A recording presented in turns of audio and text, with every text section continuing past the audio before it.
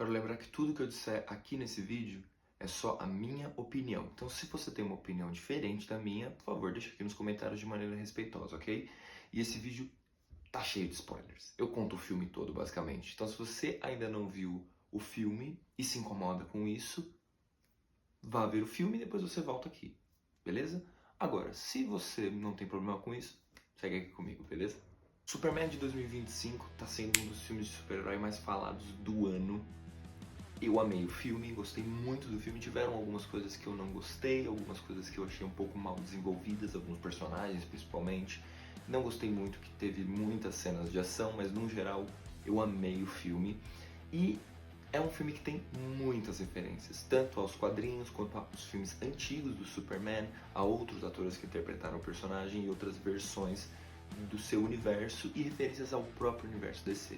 Então eu aqui reuni 64 referências que eu encontrei no filme e que também outras pessoas também devem ter encontrado. Então, se você gosta desse tipo de conteúdo e você quer que eu traga mais referências de outros filmes, de quadrinhos, etc., deixa aqui nos comentários suas ideias assim, de filmes que você quer que eu traga aqui, que eu trago. Mas agora vamos para 64 referências encontradas em Superman de 2025. A primeira, que já é o início do filme, é a abertura da DC. Quando tem essa abertura, aparece o Superman da era clássica, o Superman lá do começo, e ele quebra umas correntes. Isso é uma referência para o quadrinho da Action Comics número 1, lá dentro tem essa imagem. Também ao Superman número 11 e ao Superman 233. Essa mesma cena também pode ser uma referência a romper com o passado, com os últimos filmes da DC, que tem sido aquela coisa sombria, mas também aquela coisa meio sem direcionamento, de filmes tipo Flash, Shazam 2, Aquaman 2, que foram lançados de verdade por motivo nenhum, só porque estavam praticamente prontos, né?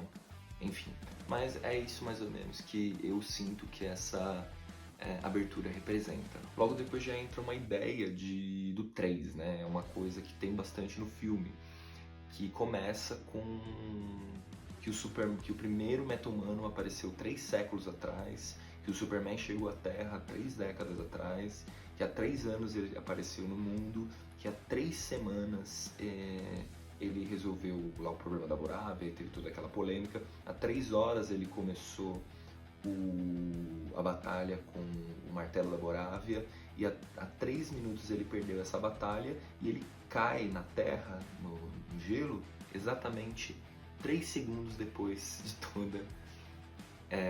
todo esse texto. E aí tem o gap, né, dos 3 meses, mas tem esse gap porque depois eles mostraram que a Lois e o Clark estão fazendo 3 meses de aniversário de namoro, né? Depois disso, o Superman ele chama pelo Krypto, né? Ele assovia e o Krypto escuta. A referência aqui é que o Krypto, né, tanto a personalidade do personagem, do cachorro, quanto a aparência dele foi inspirada no cachorro do James Gunn, o diretor do filme O Oso, que ele disse que é o pior cachorro do mundo e que ele teve essa ideia de que, nossa, se esse cachorro terrível, entre aspas, né, tivesse superpoderes, eu tava ferrado. E aí ele decidiu ter essa ideia de que o Krypto seria esse cachorro, um cachorro terrível com superpoderes. Depois já aparece que o Superman pede pro Krypto levar ele para casa e aparece a Fortaleza da Solidão. O visual dessa Fortaleza da Solidão é 100% inspirado no Superman de 78, né, do Christopher Reeve e do Richard Donner. E é muito legal que eles mantiveram essa aura do filme de 78, que tem do filme de 78, e até o visual do filme para a Fortaleza da Solidão é tão icônico que foi introduzido nos quadrinhos. Então os quadrinhos começaram, o visual da Fortaleza da Solidão dos quadrinhos começou a ser muito parecido com o do filme de 78. Depois aparecem os robôs Superman para ajudar ele. Os robôs Superman são uma coisa muito clássica nos quadrinhos do Superman, que provavelmente para esse filme foi inspirado no quadrinho Grandes Astros Superman, que o James Gunn já disse que é uma grande inspiração para o filme, que eles aparecem lá mesmo também como uma referência à Era de Prata dos quadrinhos, onde eles surgiram pela primeira vez. E aí aparece que o Superman vai se recuperar, né, que os robôs vão levar ele para se recuperar, e eles colocam a mensagem dos pais do Superman, que eles dizem que isso acalma ele. E a referência aí é que quem interpreta o Jor-El, o pai do Superman, é o Bradley Cooper. É uma surpresa no filme. E o Bradley Cooper não é desconhecido do James Gunn, pra quem sabe, não sabe. O Bradley Cooper é quem faz o Rocket, o Rocket Raccoon nos filmes da Marvel, né? Ele que faz a voz do Rocket. Então, ele já mostra que ele apareceu aqui ajudando o James Gunn. Depois disso, o Superman se deita numa cama e ele se recupera com uma rajada de sol amarelo. Isso é uma coisa que vem diretamente dos quadrinhos, que está na lore do Superman, né? Uma das características dele, que o que dá poder para ele é o sol amarelo da Terra, porque em Krypton o sol é vermelho. Então ele não tinha poderes lá e tem poderes aqui na Terra por causa do sol amarelo. Então ele recebe essa rajada de sol que os ossos que estavam quebrados voltam pro lugar, os machucados que tinham melhoram, enfim. E aí depois o Superman ele vai voltar pra batalha, pro Martelo da Borava, e é muito legal essa cena, porque quando ele voa e a engenheira vê ele passando por cima, assim, tem a cena, eles deixaram ele quebrando, o som dele quebrando a barreira do som, de que ele tá indo tão rápido. Isso é um detalhe muito legal que tem no filme. E aí tem a cena que ele voa, e aí foca no peito dele, e a abertura do filme é muito parecida com a abertura do filme de 78. E outra referência ao filme de 78 é que a trilha desse filme é a música do John Williams, também do filme de 78, do Richard Donner. Então é bem legal que já eles fazem ao mesmo tempo que uma homenagem ao filme de 78 do Christopher Reeve, mas eles também tentam manter a mesma vibe que o filme original e a aura daquele filme original também. Logo depois disso tem a batalha com o Martelo da Borávia e a gente vê que ele está sendo controlado pelo Lex Luthor, que tem os movimentos, que o Lex estuda o Superman há muitos anos e que cada movimento significa alguma coisa. Então, por exemplo, é uma letra e um número. Então a gente entende, assim, vendo o filme, que a letra significa a parte do corpo e o número significa o golpe. Então, por exemplo, mais tarde no filme, o Lex fica falando pro Ultraman, que é o Martelo da Borávia, né? Dá um A1 no Superman. E o A1 é um soco na cara, né? Um soco no rosto. Então, provavelmente, o A é a parte do corpo e o 1 é o golpe. Ou o contrário, né? Dependendo do que for. Mas essa é a ideia. E é muito legal ver isso. Ver que o Lex é inteligente, que ele não vai de cara com o Superman, nem nada do tipo. E nessa mesma cena, a gente já vê também a personagem da Eve Taskmaster. Eve Taskmaster. E a gente vê que ela tá tirando foto, e a gente pensa que ela é só uma personagem fútil, aquela namorada burra do Lex Luthor que ele tinha nos filmes antigos, no filme de 78, e enfim, é uma coisa clássica do Lex Luthor. Mas a gente descobre que não, que ela faz isso meio de fachada, só para poder tirar essas fotos, para depois incriminar o Lex. Ela é muito importante para a resolução do filme, né? Para a prisão do Lex Luthor. E aí nessa mesma cena, quando o Superman cai, né? Que ele tá apanhando do Martelo da Borávia, um civil ajuda ele. Nesse exato momento, a equipe do Lex Luthor, né? Que controla os drones, eles registram o rosto desse civil, assim, mapeiam o rosto dele para saber quem ele é. Isso também vai ser usado depois naquela cena do universo de bolso. E uma outra coisa muito interessante também é o nome da empresa, porque nos quadrinhos, tradicionalmente, o nome da empresa do Lex Luthor é LexCorp. Mas no filme, né, nesse universo novo do DCU, o James Gunn optou por usar o nome Luthor Corp. Eu acho que é tanto uma referência a Smallville, a série Smallville, onde lá o nome da empresa também é Luthor Corp, como também há uma ideia de que o James Gunn disse que não faria muito sentido a empresa ser o primeiro nome dele.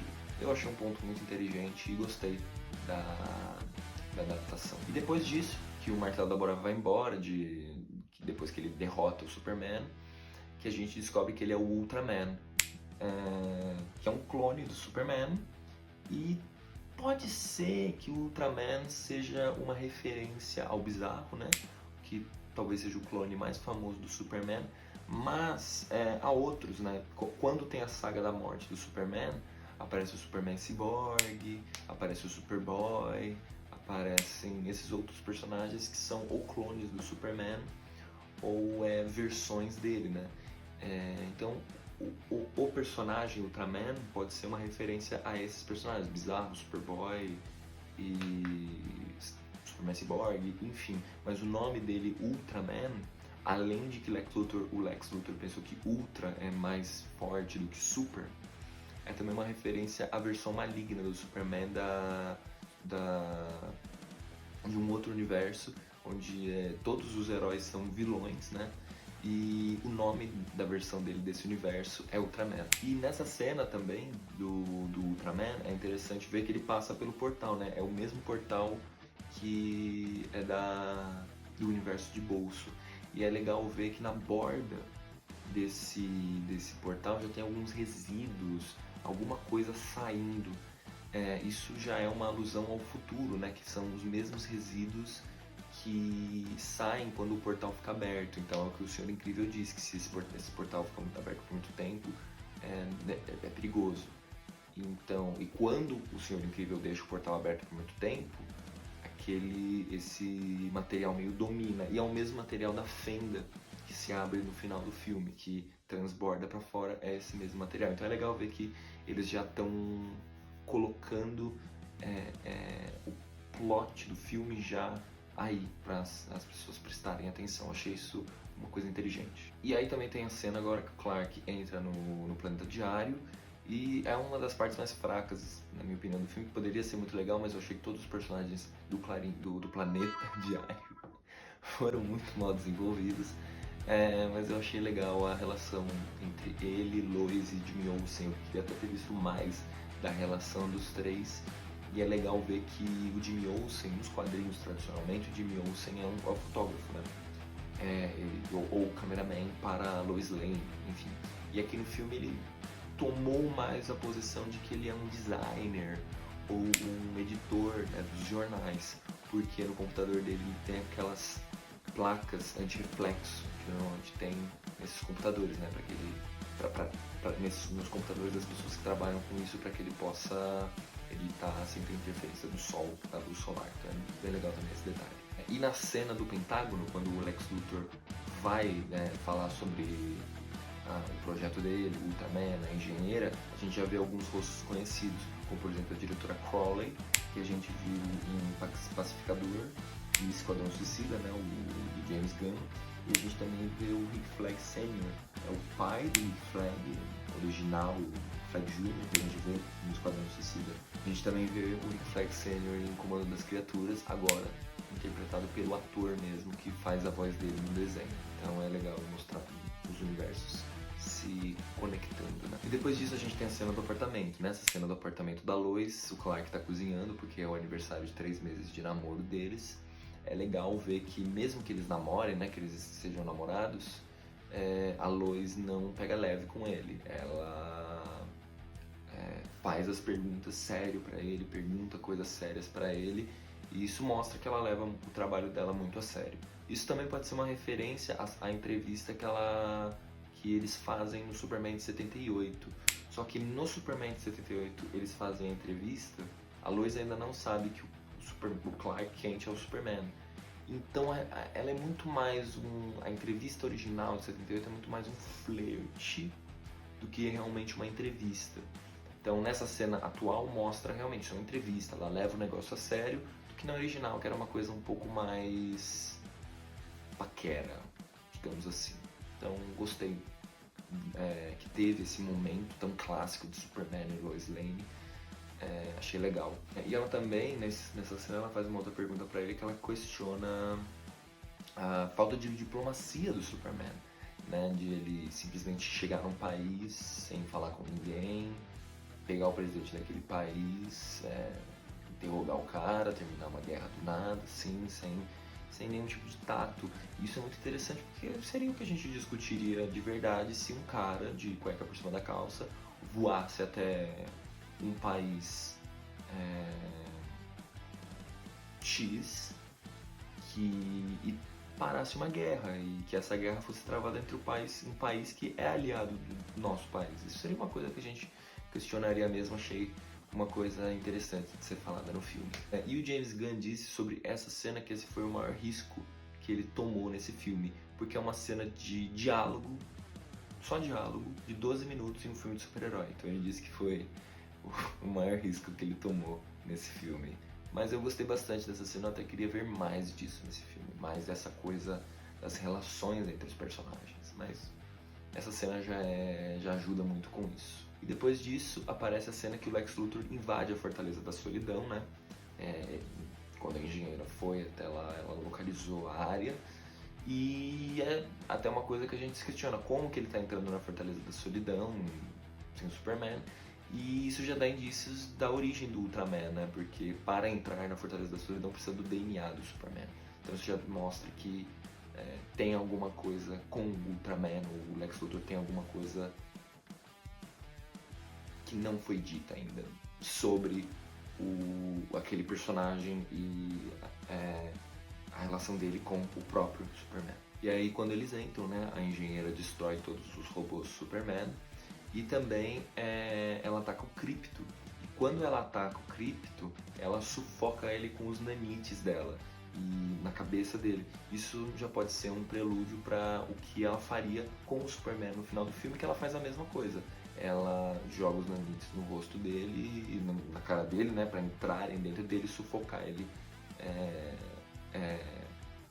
asfixiando ele por dentro, né, enchendo os pulmões dele de nanite. Então essa cena acho que é um foreshadowing desse momento que terá com o Superman.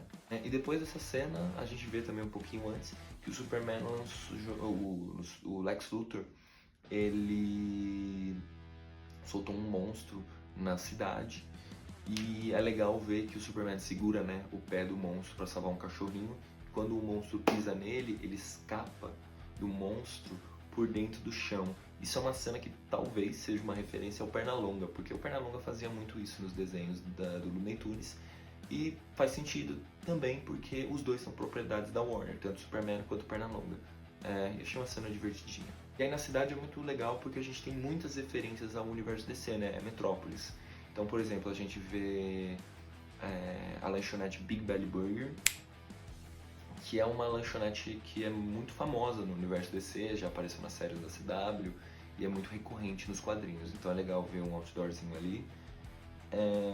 A gente também vê em um momento uma placa escrita E. Jurgens.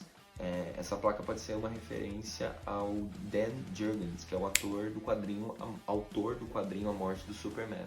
Então isso é muito legal também. Várias placas da cidade fazem referências a autores clássicos da DC e principalmente do Superman. Os outros autores referenciados nessas placas são o Jerry Siegel e o Joe Shuster, que são os criadores do Superman, o Mark Waid, que é o autor de Reino do Amanhã, o Alan Moore, que é o autor de O que Aconteceu com o Homem de Aço, do Superman, e o Richard Donner, que é o diretor do Superman de 78, e também tem uma placa em referência ao John Byrne, que é um cara que escreveu por muitos anos as mensais do Superman. E depois aparece a Gangue da Justiça, né? O Guy Gardner, a Mulher Gavião e o Senhor Incrível. E essa cena é legal porque ela reforça os ideais do Superman, que enquanto a gangue ela só quer derrotar o monstro, né? Simplesmente derrotar o monstro, o Superman ele quer ajudar as pessoas. O que ele faz ali, o foco dele é salvar as pessoas.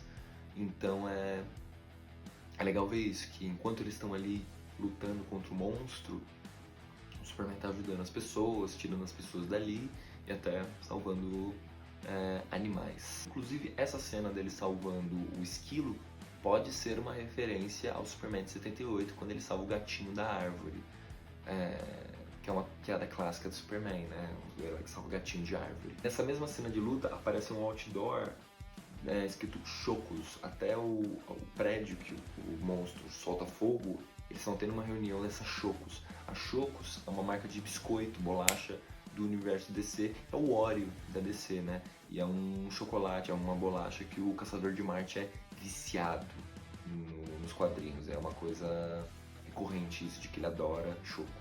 Também nessa mesma cena a gente vê o que está acontecendo no Planeta Diário. E a Lois, ela tá acompanhando as notícias pela televisão. E na TV aparece um repórter, né? Falando sobre as notícias. Esse repórter é o Will Reeve, ele é o filho do Christopher Reeve, que até apareceu um documentário novo agora que tem no HBO Max sobre o Christopher Reeve. Então é muito legal ver isso, que o filho do Superman definitivo, tá no filme.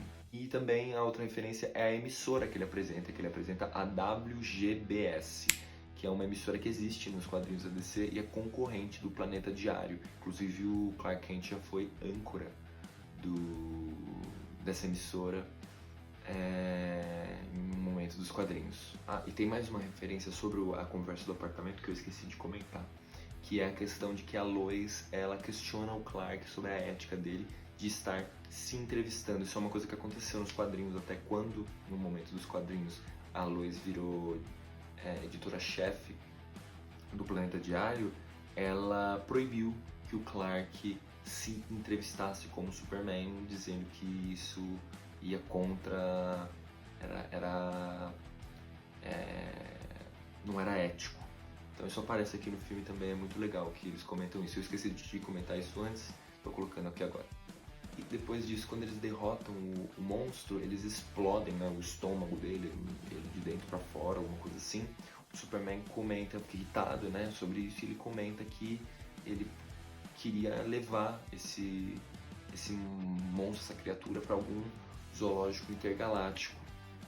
E isso, além de mostrar a índole do Superman, né, e como é a cabeça dele em relação a essas coisas, também é uma referência ao quadrinho, de novo, Grande Desastre Superman, onde ele faz exatamente isso. Ele tem dentro da Fortaleza da Solidão um zoológico intergaláctico só para criaturas em extinção. Então é legal também eles terem colocado esse momento do Superman dizendo isso. Então logo depois disso, nem dá tempo deles aproveitarem nem nada, já aparece nos noticiários o Lex Luthor falando que decodificou a mensagem da vinda dos pais do Superman, onde os pais dele dizem que ele deve ir para a Terra e repopular o planeta, repopular Krypton, e que as criaturas daquele planeta são fracas, não sei o que. Uma coisa que eu não gostei no filme, de verdade, essa foi uma das coisas que eu menos gostei no filme, essa mudança da mensagem dos pais do Superman, não gostei dessa mudança, mas ela é interessante e até mostra, assim, pode ser uma referência a obras como o Invencível, por exemplo, que tem essa mesma ideia de um Superman que veio para repopular o seu planeta natal, nos dominar, alguma coisa do tipo. Então é uma ideia interessante, mas eu não gosto para o Superman, não acho que combine com o que é o personagem. Nesse momento o Superman está muito abalado e ele entra num prédio, e esse prédio é das indústrias Stag. As indústrias Stag existem nos quadrinhos e elas formam a tríade, a trindade, né, de magnatas milionários do mal da DC, que é o Lex Luthor, o Maxwell Lord e o Simon Stagg, que é o dono das empresas Stag, e ele é diretamente responsável pela origem do Metamorfo. Então já mostra que o personagem seria apresentado também no filme, né? Tanto que o Metamorfo tem o filho e é casado com a filha do Simon Stagg. E logo depois que o Superman entende o que ele fez, ele vai direto conversar com o Lex Luthor e por causa disso, né, a imagem dele fica ainda mais prejudicada. E logo depois a gente vê no noticiário a participação do Pacificador, o John Cena fazendo uma participação como o Pacificador, que de novo junta todos esses universos e mostra como a série do Pacificador e muito provavelmente o Esquadrão Suicida, o filme, né, tem muita relação com este universo. Logo depois disso, o Clark tem uma conversa com a Lois, logo antes dele decidir que ele vai se entregar. Ele tem uma conversa com a Lois, onde eles conversam e o Superman diz que ele pode ser punk rock, que ser punk rock pode ser também ser gentil. Isso vem de uma ideia do James Gunn de que hoje o mundo é tão agressivo, tão sombrio, tão pessimista, que a maneira de você se rebelar contra isso hoje, ou seja, ser punk hoje, é você ser gentil. é você ajudar as outras pessoas, é você ter empatia pelas outras pessoas.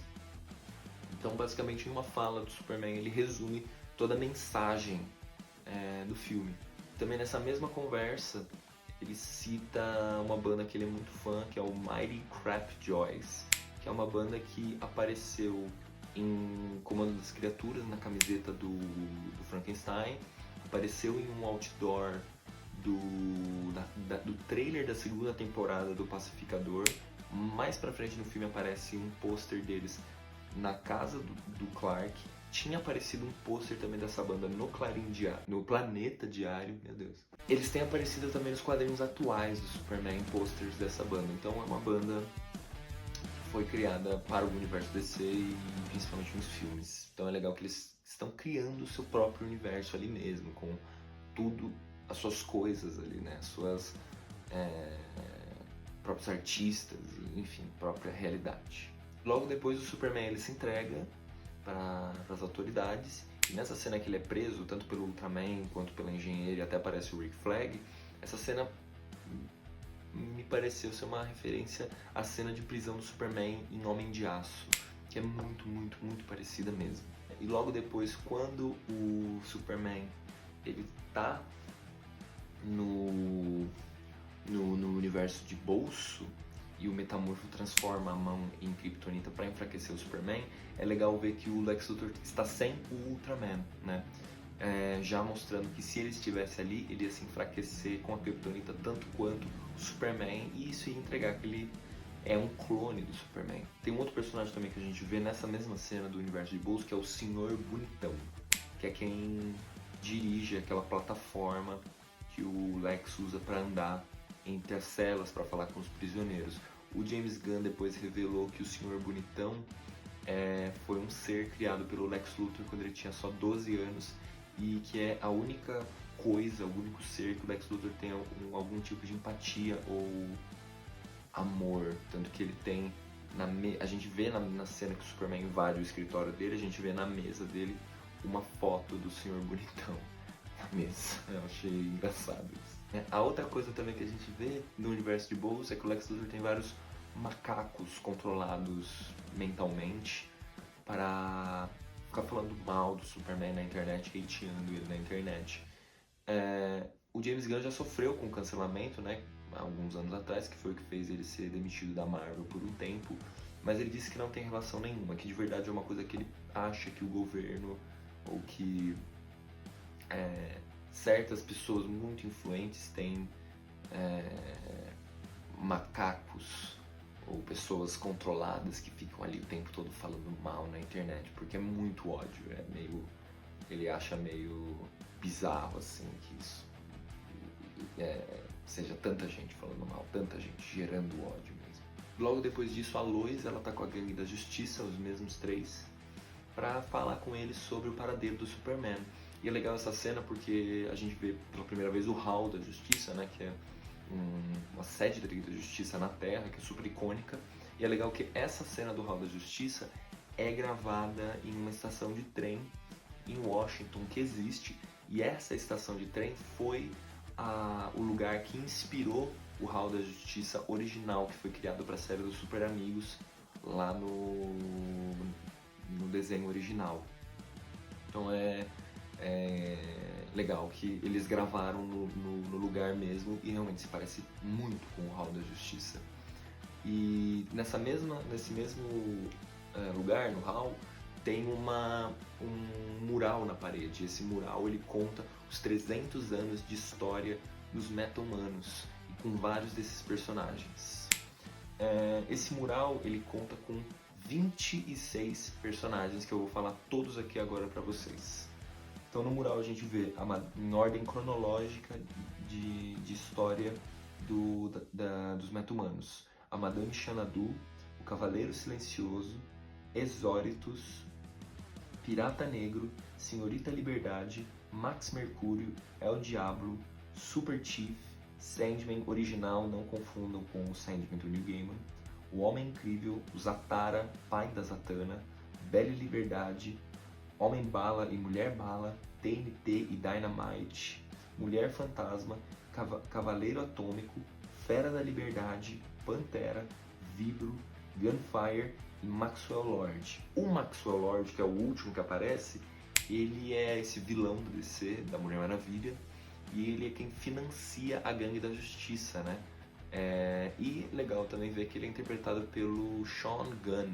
Ele é irmão do James Gunn e ele fez o Doninha no filme do Esquadrão Suicida, do James Gunn, e ele também fez um personagem recorrente nos filmes do Guardiões da Galáxia, que agora me fugiu o nome, mas ele tá sempre nos filmes do James Gunn de alguma maneira ou outra. Uma outra coisa legal é que quando o Lex Luthor vai falar com o Superman, ele chama ele de marciano, e o Superman já logo corrige ele dizendo que é kryptoniano, dizendo como ele tem orgulho da sua origem, né, já mostrando isso, e também pode ser um indício de que o Superman saiba que existe vida em Marte. E para vocês que não sabem, o Caçador de Marte é marciano, então isso já dá indícios de que o personagem existe nesse universo. Não sei se o Superman já tem contato com ele, mas ele deve existir. Depois é muito legal também que quando o Luthor mata o civil, né, o Metamorfo ajuda o Superman criando um mini sol para ele, para que ele possa se recompor. Então isso já dá também uma dimensão dos poderes do Metamorfo, que ele é realmente muito poderoso. E nessa mesma cena, enquanto o Senhor Incrível com a Lois está entrando no universo de Bolos pelo portal, ele usa as esferas T para fazer um reconhecimento do lugar. E o Krypto vê as esferas T e pega como se fosse uma bolinha de cachorro. Isso já é uma referência também ao futuro do filme, onde o Krypto vai fazer isso no final do filme com os drones do Lex Luthor. Então já mostra que o Superman está prestando atenção em tudo. Logo depois, o Clark é levado para Smallville, de volta para sua casa na fazenda. E essa cena, ela espelha a cena original, que o Superman está lá deitado numa cama, sendo cuidado. Só que a diferença, tem até uma diferença na paleta de cor. Na cena da fortaleza, é uma cena fria, como se aquele local fosse frio, não exatamente acolhedor. E na cena que ele está na casa dos pais, é uma cena já mais amarelada, as cores são mais quentes, a gente sente um conforto, como se ele se sentisse mais acolhido naquele lugar. E na cena agora que o Superman escapa, o Luthor, quando descobre isso, ele decide abrir a fenda para chamar a atenção do Superman. E nesse momento que ele abre a fenda, que o chão começa a se abrir, essa cena é muito parecida, e o plano mesmo dele é muito parecido com o plano do Lex Luthor no Superman de 78, onde ele usa a falha de São Francisco para abrir ela mais e poder fazer os seus planos malignos. E nessa cena, já vendo essa destruição, eles começam a evacuar a cidade, Metrópolis, e numa cena de estrada, assim, que tem uns carros andando na estrada, tem uma placa escrito Gotham City à esquerda, então já mostrando que Gotham e o Batman existem nesse universo. E logo depois de que tem a luta do Superman e do Senhor Incrível contra o Ultraman e a Engenheira, e o Superman consegue derrotar a Engenheira, a gente descobre que o Ultraman é clone do Superman, e o Luthor diz que ele criou ele a partir de um fio de cabelo que ele achou do Superman. E isso é legal porque um pouco antes, na luta com a Engenheira, a gente vê ela cortando um pouco do cabelo do Superman com uma das serras dela. Então a gente já tem uma ideia de como o Luthor conseguiu o fio de cabelo. E essa ideia também dele usar o fio de cabelo do Superman pode ser uma referência ao Superman 4 do Christopher Reeve, onde o Superman doou para o Museu de Metrópolis um fio de cabelo dele, e o Luthor fez a mesma coisa, ele pegou o fio e criou um clone do Superman a partir desse fio de cabelo dele que está no museu. E aí nessa mesma cena mostra também a inteligência do Superman, onde ele manda o Krypto destruir todas as câmeras, os drones do Lex Luthor, fazendo com que ele consiga enfrentar o Ultraman sem a interferência do Luthor, porque ele não tá, ele tá no escuro, ele não tá mais vendo o que tá acontecendo. Então, de novo, isso mostra como o Superman é inteligente e ele percebe o ambiente à sua volta, né? E a vantagem que ele pode ter. Ele não é só punho, ele pensa. Logo depois, perto já do final do filme, o Superman encara o Lex Luthor e ele fala com ele sobre a ideia de que ele fica chamando o tempo todo ele de alien, de marciano, enfim. mil coisas, mas que ele é tão humano quanto o Lex Luthor. E a gente, como espectador, vê que o Superman é ainda mais humano que o próprio Lex Luthor, que o Superman se importa com as pessoas, quer proteger as pessoas, quer ajudar as pessoas a todo custo, coisa que o Luthor faz o completo contrário. Ele usa das pessoas à sua volta para poder atingir os seus objetivos. Então, esse discurso, essa cena do Superman mostra bem a diferença de um personagem para o outro e como eles são realmente opostos. E essa cena basicamente resume a relação Superman e Lex Luthor muito, muito, muito bem. E logo depois disso, tem a cena do Senhor Destino fechando a fenda. E pouco antes dele fechar a fenda, é legal que a Lois fala que a fenda estava chegando em Baker Line. Baker Line é o bairro de infância da Lois Lane. Então mostra que Metrópolis é realmente uma metrópolis. Então é legal que ela diz isso. E logo que o Luthor é mostrado como traidor, né, dos Estados Unidos e ele vai preso, falam para mandar ele para Belle Reve. Belle Reve é a prisão da DC que já apareceu em Esquadrão Suicida, Pacificador, Comando das Criaturas e de novo conectando os universos. E é a prisão clássica da DC, Belle Reve. No final do filme aparece a Supergirl indo buscar o Krypto e o Superman fala que ela tá bêbada porque ela vai para planetas de Sol Vermelho beber e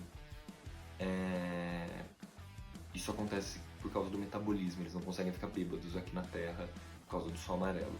E é uma referência ao quadrinho Supergirl, Mulher do Amanhã, onde a história começa com a Supergirl indo até um planeta de Sol Vermelho no seu aniversário de 21 anos para ela se embebedar. Também uma coisa engraçada é que nessa cena a gente entende que o Krypto não é cachorro do Superman.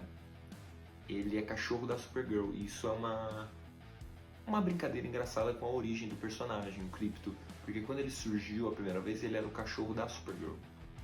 Então ele se dava bem com a Supergirl e se dava mal com o Superman. Depois, com a reformulação nas Crises das Infinitas Terras, isso mudou.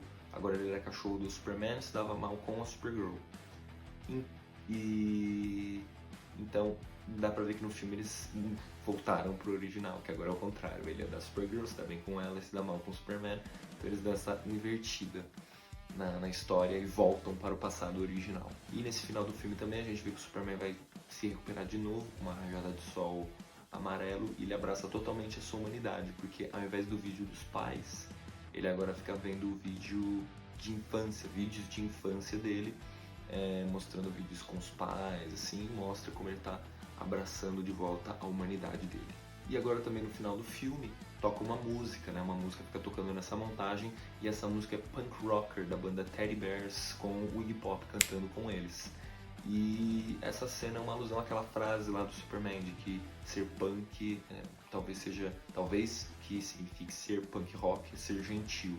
Então essa cena é uma volta para essa cena e o Iggy Pop se manifestou com isso, dizendo que ele ficou muito feliz porque ele sempre gostou muito dessa música e que ele acha que talvez o melhor amigo que você possa ter na sua vida seja o Superman.